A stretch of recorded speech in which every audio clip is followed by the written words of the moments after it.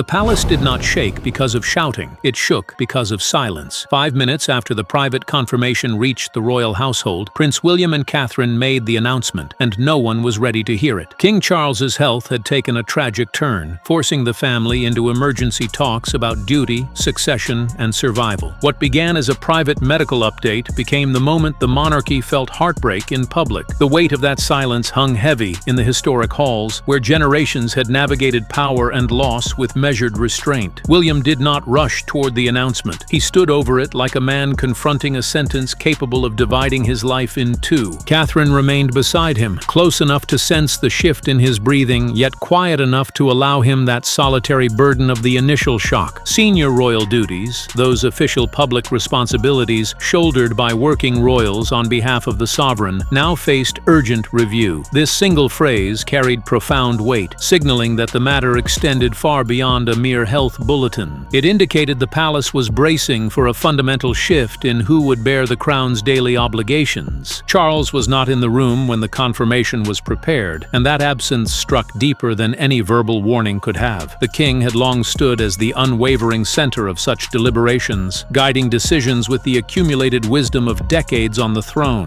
Now his silence resonated as the most compelling evidence that something fundamental had fractured within the palace walls. The sealed health update arrived following a tightly controlled private briefing, where trusted medical advisors conveyed confidential details before any public statement took shape. A medical advisor, in essence, serves as the physician entrusted to inform decisions when a royal health concern intersects with matters of public duty. This detail proved significant because the family had moved beyond mere speculation or worry into confronting a formal prognosis grave enough to reach William and Catherine ahead of all others. William finally set the paper down without slamming it or interrupting others. That measured restraint only amplified the devastation of the moment. Catherine witnessed not merely the future king, but a son wrestling to contain his grief before the nation could begin to comprehend its scope. She understood the words would echo across every medium, every household, every conversation, yet the wound they described belonged first and foremost to the family itself. The quiet absence of the monarch in that critical hour spoke volumes about the irreversible shift taking place, reminding everyone present that even the most enduring figures of authority must eventually yield to the realities of human frailty. A private instruction coursed through the household with clinical precision, marked by minimal movement, no public denial, and no informal remarks from any royal office until William addressed the matter. That directive held importance because a single careless phrase could erode public confidence, while any false reassurance risked portraying the situation as a cover-up. The palace sought control, the family sought time, yet Charles's condition had deprived them of both. William looked toward Catherine before releasing the final confirmation. She offered no elaborate speech, only her steadfast presence, and that proved sufficient. The prince recognized that once the words departed his lips, the tragedy would transcend the confines of that single room. It would encompass the monarchy, the public, and every individual positioned near enough to the crown to face its testing demands. As William's words emerged, the tragedy ceased being solely about Charles's health and transformed into a profound examination of all those nearest to the crown. Behind the palace walls, the announcement resonated uniquely within each heart. For William, it evoked the return of childhood fears in their adult manifestation. For Catherine, it summoned her to stand resolute as the foundation beneath their family shifted. The controlled nature of the revelation underscored the delicate balance the institution has always maintained between transparency and preservation, a dance refined over centuries of navigating public scrutiny and private sorrow. For Charles, it represented the harshest reminder that even a king cannot command time. For Camilla, it marked the onset of a profound loneliness no title could alleviate, a solitude that settled deep into the bones after years of shared purpose. William stared at the announcement draft as though each word added tangible weight to the page, his posture reflecting the immense burden suddenly placed upon his shoulders. The prince no longer occupied that space merely as a son. He stood as heir, the next in line to assume the crown when the monarch could no longer fulfill that role. This carried immense significance because Charles's health crisis had abruptly drawn the future nearer, not through ceremonial pageantry, but through the weight of responsibility that no amount of preparation could fully soften. The monarchy required stability, and the future king sensed the collective gaze already turning toward him with expectations sharpened by uncertainty. authority. Catherine placed her hand over William's, not to restrain him, but to prevent him from retreating entirely into his private fears. The princess comprehended his silence before any explanation was sought. She distinguished clearly between duty and grief, recognizing when the prince selected public words while concealing pain reserved exclusively for family. Her composure mattered profoundly, for if he faltered, the entire room would register the tremor, sending ripples through the institution. In that moment, the cruel reminder of mortality hung over them all like a heavy curtain, a sobering acknowledgement that titles, traditions, and public adoration offer no immunity against the passage of years and the vulnerabilities they inevitably bring to even the most privileged lives. It was a moment that forced reflection on the transient nature of power and the enduring strength required to face it with dignity. Charles had issued one specific request before the announcement proceeded. The king desired William and Catherine to deliver the news personally, entrusting them with the delicate task of framing a difficult truth for both family and nation. Not through a medical secretary, not a palace aide, not some detached official tone that might distance the message from its human core. A palace aide, simply put, is a trusted staff member managing royal duties and confidential directives with discretion honed over years of service. That decision resonated because the monarch sought the future of the crown to speak with unified voice, blending strength with tenderness in equal measure. Camilla received the news separately, and the queen consort reached for no one in that immediate aftermath. She sat rigidly as the door closed behind the messenger, her face ashen, her hands motionless in her lap, her title rendered momentarily powerless against the isolation enveloping her like an unwelcome shroud. Camilla had supported Charles through previous tempests with steadfast loyalty, yet this felt distinctly different in its finality. This transcended gossip or familial discord. This concerned the king's physical reality in its most unyielding form, compelling the palace toward choices no heart felt truly prepared to confront. A senior aide quietly removed a public engagement folder from Charles's desk, the gesture small yet laden with implication. Public engagements encompass official visits and appearances where royals embody the crown before the people, serving as visible threads in the fabric of national life. That modest action signaled what remained unspoken aloud. Certain appearances might never unfold as originally envisioned, altering the rhythm of public life in subtle but significant ways. William observed the vacant space on the desk with a quiet intensity. Catherine noted the alteration in his expression, reading the layers of emotion beneath. Camilla absorbed the silence following the door's closure and recognized the familiar cadence of palace life had fractured irrevocably. The king's personal directive carried the quiet authority of a man confronting his limits while still seeking to shape the path forward for those he would leave behind. William detected the change before it received a name, his instincts attuned to the nuances of his father's demeanor after years of close observation. The prince had listened attentively as Charles reviewed scheduling matters with characteristic thoroughness, but the monarch's voice then faltered in a way that could not be ignored. Catherine glanced across the table and observed his fingers gripping the edge of the surface, sustaining himself through pride alone in that vulnerable instant. The princess refrained from interrupting or unsettling the gathering, yet she recognized instantly this was no ordinary fatigue born of a long day. This constituted the body's warning to the crown, a physical signal that demanded attention. Charles attempted to proceed with the conversation as if willing normalcy to return. He managed another sentence before halting once more, and that subsequent pause conveyed greater apprehension than any admission might have articulated. William pushed back his chair deliberately, the sound slicing through the room with unmistakable clarity. The light in the space seemed to dim momentarily as the protector assumed his position, ready to shoulder what was coming. Catherine witnessed the transition with a mixture of pride and sorrow. She understood the future king had advanced from concern to command in that heartbeat. The dinner concluded prematurely without fanfare. No elaborate explanation followed for the abrupt end. No public statements were issued to mitigate the occasion or soften its impact. A confidential medical review was subsequently ordered after Charles retired to his private quarters, initiating a process of careful assessment. A medical review involves thorough examination by trusted physicians to determine what the king could reasonably continue undertaking without further risk. This mattered because it transitioned the crisis from private anxiety into structured preparation for the days ahead. The palace no longer questioned if something was amiss. It now assessed how much could remain concealed from public view while protecting the monarch's well-being. That warning in the voice marked the beginning of a new chapter where physical limitations limitations began to reshape long-held assumptions about leadership, continuity, and the personal cost of public service. Catherine later discovered William standing alone in a corridor, gazing toward Charles's closed door with an expression that spoke of deep internal conflict. The prince remained silent initially, simply bearing the awareness that a father's vulnerability could precipitate a national inflection point with far-reaching consequences. The princess stayed with him, her silence conveying shared understanding without the need for words. They both recognized the family had traversed an irreversible threshold, one that would redefine relationships and responsibilities in the coming months. Charles's private team initiated drafting a reduced duty plan without informing the broader household, working methodically in the background. That plan involved transferring certain responsibilities from the king to safeguard his well-being and ensure the smooth functioning of the monarchy. It signified that every reassignment would subtly affirm the same reality to those paying close attention. The monarch was not as robust as the public had been led to expect through years of carefully managed appearances. The dinner revealed the underlying fear, but the subsequent confrontation exposed fractures previously masked by protocol and tradition. The palace had weathered scandals, resignations, family divisions, and national upheavals with varying degrees of success. Yet nothing seemed as perilous as the private confrontation following Charles's health confirmation. Absent cameras, absent curated smiles for public consumption, absent refined statements for protection, there stood only William, Catherine, Camilla, and Charles in one room with the unvarnished truth positioned between them like a blade upon the table. Crossing that line demanded a courage born of necessity, as the family confronted not only illness but the reconfiguration of roles that had defined their lives for years, forcing honest reckonings with the limits of endurance. Camilla demanded clarification before others could compose themselves, her voice carrying the weight of accumulated concern. The queen consort sought to understand why she had been excluded from crafting the announcement's wording, why William and Catherine had spoken initially, and why Charles's condition had been disclosed to the public with such unflinching candor that left little room for interpretation. The health confirmation, the official family statement regarding the king's serious decline, held significance because it transcended mere explanation of illness. It altered the equilibrium of trust within the palace in ways both immediate and long-lasting. Charles sat beside a modest table, present yet visibly diminished by the moment's gravity, his presence a quiet anchor amid rising emotions. The king refrained from interrupting initially, allowing the exchange to unfold. He observed Camilla speaking with intensity, then noted William positioned near the door, as though safeguarding both his father and the future of the institution. The prince grasped the room's importance with full clarity. Should the family splinter here under the pressure, the public would ultimately perceive the divisions. Should truth become a weapon turned inward, the monarchy would suffer internal hemorrhage, difficult to heal. Camilla asserted the words portrayed Charles as weak in a manner that could undermine respect. Her voice conveyed fear, yet registered as accusation born from love and worry. William responded with subdued intensity, choosing his words with care. He informed the queen consort that concealing the truth would render the family cruel in the eyes of history, and such cruelty would inflict greater damage upon the crown than honesty ever could. The demand for answers reflected the raw emotions surfacing when long-established hierarchies face sudden disruption and the uncertainty that follows. Catherine observed his jaw clench with tension. She witnessed Camilla's expression harden under the strain of the moment. She recognized grief transforming into blame, a common path in times of profound loss. Catherine advanced before the dispute escalated fully, stepping into the space with measured presence. The princess did not elevate her voice, yet her emotion permeated the space, cutting through the growing discord. She reminded them that Charles remained present, listening, fundamentally human beneath his title and the weight of expectation. This held relevance because the monarchy had already demanded excessively of the king's physical form over many years of service. It could not additionally require him to observe his family contending over the extent of his permitted fragility. Charles eventually spoke, as later documented in a private account recorded by a senior household note-taker for the historical record. The king disclosed his personal approval of William and Catherine's involvement in the announcement with calm conviction. He trusted them to safeguard both the monarchy and the public simultaneously with wisdom and compassion. The crown, embodying the royal institution and its attendant duties, required a single steadfast voice amid the uncertainty. In that instant, the monarch clarified whose voice he deemed capable of sustaining it through the challenges ahead. William displayed no triumph in the affirmation. room. The prince appeared devastated by the implications. Catherine remained near, aware this represented no victory, but rather a collective wound they would all carry. Her intervention of grace provided a moment of humanity amid rising tensions, highlighting the emotional intelligence and empathy required to navigate such profound family and institutional crossroads with dignity intact. Camilla absorbed the subsequent truth moments later as the conversation turned to practical matters. Certain royal duties had undergone review, with specific responsibilities potentially transferring to William earlier than anticipated by most. The queen consort became motionless, recognizing this as the element previously unvoiced but now impossible to ignore. Charles lowered his gaze momentarily, and the atmosphere in the room transformed with the weight of realization. The king had not only affirmed his trust, but confirmed a transition that would reshape dynamics for everyone present. Camilla comprehended the implications fully. Catherine sensed the undercurrents with quiet acuity. William bore the knowledge with stoic resolve. From that point, the crisis transcended health, grief, or familial distress alone, evolving into something larger. That question redirected the crisis from emotional territory into the realm of control and governance. Control represented where the palace proved most formidable through generations of practiced discretion. Power within the monarchy seldom manifests dramatically with fanfare. It progresses through documents, approvals, timetables, and decisions regarding access and authority. Following the tragic health confirmation, one reality became undeniable to all involved. William no longer lingered outside history. He was being drawn into its current with increasing momentum. Catherine, composed yet visibly affected by the pace of change, emerged as the individual assisting him in shouldering what Charles could no longer fully sustain on his own. The unstated shift marked a subtle yet profound realignment, one that would echo through the institution for years to come as new patterns established themselves. William sat with the duty folder open before him, yet refrained from turning the page immediately, allowing the contents to settle in his mind. The prince understood the folder's implications with sober clarity. A duty folder comprises a confidential compilation of schedules, public visits, and official responsibilities prepared for active royals, representing the machinery of monarchy in tangible form. This mattered because it extended far beyond mere documentation or administrative detail. Each page delineated where the king might cease to appear in the coming period. Every substitution advanced the future king toward a role he had never wished to assume through sorrow and circumstance. Catherine observed his internal struggle with the quiet, offering silent companionship. The princess recognized that assuming greater visibility might project strength externally to the world. Internally, however, it resembled grief clad in formal attire, a heavy garment to wear. She advised William that safeguarding Charles did not equate to supplanting him prematurely. It involved granting the monarch latitude to define remaining strength on his own terms. Her counsel held value because the palace required stability above all, yet the prince required affirmation to function as a son prior to fully embodying a symbol for the nation. Charles's reduced schedule no longer resembled a brief interlude or temporary adjustment. The king's condition had elevated it to a substantial constitutional and emotional recalibration, affecting multiple layers of operation. Constitutional, in basic terms, pertains to elements connected with the monarchy's operation within the national framework and its relationship to governance. The duty folder's gravity served as a tangible reminder of the responsibilities now pressing upon the younger generation with unexpected urgency. This mattered because Charles transcended the role of a father seeking recovery in private. He embodied the monarch, and each omitted duty prompted inquiries regarding who would next undertake the crown's labors with appropriate care. A palace aide entered discreetly bearing a marked list from Charles's office, the delivery handled with customary efficiency. The aide disclosed, via a documented household record, that the king had already positioned William's name alongside multiple engagements prior to the public announcement, demonstrating foresight. The monarch had perceived the decline earlier than most associates, processing the information with characteristic resolve. He had acted not with negligence but with deliberate preparation for continuity. That revelation impacted the prince more forcefully than any directive could have, demonstrating his father had contemplated the future while concealing present suffering to maintain stability. William regarded Catherine and confessed the truth he had suppressed throughout the morning with quiet honesty. He stated he had never desired this juncture to emerge through suffering and uncertainty. The princess offered no hasty reassurances or false optimism. She simply reminded him that Charles retained dignity, agency, and a son sufficiently resilient to protect both the present and the legacy. The future king absorbed her words with gratitude, yet the burden settled more profoundly into his awareness. Camilla discerned the transition when a decision formerly directed to her first, now routed through William's office instead, marking a change in established flows. The preparation from afar illustrated the quiet foresight of a leader thinking generations ahead, even as his own strength waned, a testament to enduring commitment. The queen consort stood immobile upon learning certain instructions now required the prince's review before finalization, absorbing the shift. Camilla had anticipated grief and its many manifestations. She had anticipated illness and its challenges. Yet the unannounced relocation of influence represented another form of loss, more subtle and complex. She recognized how rapidly a crisis could reorganize her surroundings and the balances within the household. Charles remained central in spirit and affection, yet the operational mechanisms had begun revolving around William with growing momentum. Catherine observed this development with thoughtful attention. Camilla experienced it acutely in moments of quiet reflection. The prince could no longer regard the changes as merely provisional or temporary. Power had not proclaimed itself through regalia or public oration. It had materialized via modified schedules, precise language, and a father discreetly readying his son before circumstances fully aligned for all to see. By the following morning, the palace had ceased inquiring about past events in the same way. It responded to what could no longer be reversed with practical focus. Morning dawned, yet the palace felt not revitalized but injured by the weight of events. The announcement concerning Charles's health had disseminated more rapidly than any official could manage, and within the royal household, each corridor seemed to convey distinct apprehensions about the future. The rearrangement of influence revealed how crises accelerate changes that might otherwise unfold gradually over extended periods of time. Staff exchanged hushed observations over revised schedules as the new reality took hold. Aides extracted names from briefing documents with careful hands, and Camilla, positioned alone by a window overlooking the grounds, understood the established pattern had disintegrated. Camilla watched an aide remove Charles's subsequent engagement card from the board with solemn precision. The queen consort issued no instruction to halt the process. She merely observed the card's disappearance, her countenance transitioning from disbelief to a deeper sorrow. An engagement card constitutes a scheduling notation for an official royal appearance, and its removal implied the king might not participate as scheduled in the foreseeable future. This held consequence because Charles's absence would not remain confined within palace boundaries or private reflection. Every vacant position would articulate on his behalf in the public consciousness. William fielded the initial call before the household had composed itself for the day, steeling himself. The prince hesitated before responding as each ring now signaled preparation rather than simple support. A senior courtier, an experienced palace official entrusted with royal determinations, outlined that emergency scheduling adjustments had commenced in earnest. This mattered because the family had advanced beyond awaiting developments passively. The palace was actively transforming around the king's diminished capacity with methodical care. The broken rhythm of daily palace life served as a poignant symbol of the larger disruption affecting the entire institution and those who serve it. Catherine positioned herself near enough to discern William's responses becoming more concise under pressure. The princess recognized those abbreviated replies reflected not detachment but necessary discipline in the face of mounting demands. She understood he was being called upon to ready himself for an expanded public function, not as ritual or distinction, but as an immediate reaction to Charles's state and the needs of the monarchy. The future king found himself drawn forward while striving to preserve his identity as a son in the midst of it all. Catherine perceived the anguish of that division before others fully grasped it. Charles's reduced duties prompted private communications with senior family members to ensure alignment. The king had not disappeared from power's core entirely, yet his condition necessitated others advancing before the public fully grasped the crisis's dimensions and implications. This held importance because the monarchy depends upon continuity as a cornerstone. Continuity demands the crown project steadiness, even as the family beneath it experiences upheaval and adjustment. William comprehended this dual reality. Catherine comprehended this with empathetic insight. Camilla felt it most acutely when another folder departed Charles's desk, signifying further movement. The sun between two worlds embodied the universal challenge of balancing personal devotion with inherited responsibility, a tension familiar to many who have navigated generational transitions in their own lives. The palace quietly prepared two versions versions of the subsequent public statement as contingency. One conveyed measured optimism, the other greater severity and acknowledgement of realities. A public statement represents the official communication issued to the nation when the royal household seeks a unified narrative amid complexity. This mattered because dual drafts indicated ambiguity at the heart of the matter. It signified no one could guarantee solace entirely to the public. It suggested forthcoming words might either soothe the realm or intensify the injury depending on how events progressed. Catherine learned via a private briefing note that Charles had expressly requested her continued proximity to William throughout future gatherings and decisions. The princess internalized that information silently, yet it resonated profoundly with her sense of purpose. The king entrusted not only his son but relied upon her to provide equilibrium when obligations grew overwhelming for him. William regarded her with eyes reflecting generational expectations alongside the immediate ache of loss and change. Together they confronted the unfolding period where every choice would reverberate beyond the palace confines into national consciousness. The uncertainty of words highlighted the careful calibration required in public communication during times of private crisis and institutional transition. Her quiet support served as the stabilizing force amid uncertainty, reminding all that strength within the monarchy frequently derives from those positioned alongside the crown with steadfast loyalty. The family navigated these unfamiliar currents with a combination of determination and unfiltered emotion, aware the world's attention remained fixed upon them. As the reality embedded itself more firmly into the household's routine, the crown's authentic test manifested not in majestic displays, but in the intimate, human instances of perseverance through difficulty. William and Catherine shouldered the responsibility with dignity, respecting Charles's heritage while readying themselves for what awaited on the horizon. Camilla discovered her individual course through the morning, clinging to the relationships that persisted despite the shifts. The monarchy, enduring across centuries of change, confronted this phase with the same subdued resolve that had characterized it historically through many trials. The health crisis had compelled a confrontation with mortality, yet it also illuminated the persistent human bonds at the institution's core that sustain it. Each dialogue, each exchanged glance, constructed a connection between long-standing traditions and the unpredictable path forward into the future. These enduring human connections form the true foundation upon which even the grandest institutions ultimately rest and find renewal. The prince and princess moved through subsequent days bearing the dual awareness of public expectation and private sorrow with commendable poise. Their composure provided reassurance to observers, while internally they processed the shifting dynamics of family and duty under strain. Camilla's solitary reflections mirrored the isolation many face when confronting the frailty of long-shared lives and the changes it brings. Charles, though diminished in capacity, remained a guiding presence whose approval and foresight shaped the unfolding response in meaningful ways. The palace, ever attuned to the delicate balance between transparency and preservation, calibrated its communications with the gravity such circumstances demanded from experienced hands. For those of mature years who have witnessed life's inevitable passages and complexities, this royal narrative resonated with universal themes of succession, resilience, and the quiet acceptance of time's progression. The institution's adaptability, forged through history's many chapters, now faced contemporary pressures with the same measured dignity that has defined its survival. The nation's shared vigil reflected a collective empathy for a family and an institution navigating profound change in the public eye with grace. As developments continue to unfold in the days and weeks ahead, the monarchy stands at a threshold where personal loss intersects with institutional endurance in profound ways. William, Catherine, Camilla, and the broader family embody the complex interplay of roles inherited and roles assumed under duress with varying degrees of readiness. The tragic confirmation, while marking a profound moment in recent history, also underscores the humanity anchoring even the most exalted positions within the realm. Viewers attuned to the deeper currents of such events recognize that the coming period will further illuminate the strength residing within these enduring bonds of family and service. The silence that initially reverberated through the palace now extends into a new chapter of duty, devotion, and legacy, inviting thoughtful consideration from all who observe the monarchy's journey through both triumph and tribulation over time. The legacy beyond the announcement encompasses not only the continuation of traditions, but the evolution of how those traditions serve a modern world while honoring the past. The quiet fortitude of duty manifests manifests in the daily decisions, the restrained emotions, and the steadfast commitment to service even amid personal trials and public scrutiny. William and Catherine exemplify this through their measured responses and unwavering support for one another and the crown during uncertain times. Camilla's resilience in the face of uncertainty adds another layer to this narrative of endurance and adaptation. Charles's own example, even in reduced capacity, continues to inspire those around him with its quiet dignity. For mature observers who understand the complexities of life, leadership, and legacy through experience, this story offers profound reflections on what it means to serve something greater than oneself across decades. The quiet fortitude of duty ultimately defines not just this moment, but the ongoing story of the monarchy itself, a story shaped by human hearts carrying the weight of history with resolve.